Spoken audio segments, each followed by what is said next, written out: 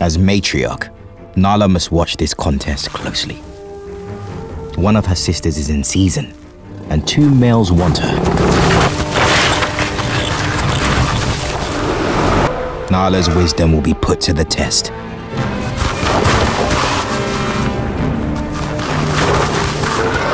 Whoever wins will need careful handling.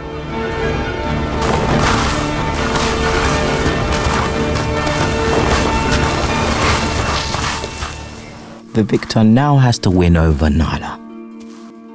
There's a lot at stake. He's courteous as he checks each female in turn, and cautious around the baby. Has he won Nala over? What more can he do to convince her?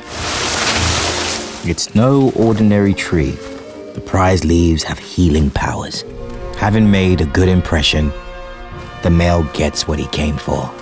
In the big tusker, Nala's son Tembo at last sees his destiny, one that lies beyond the female world of the herd.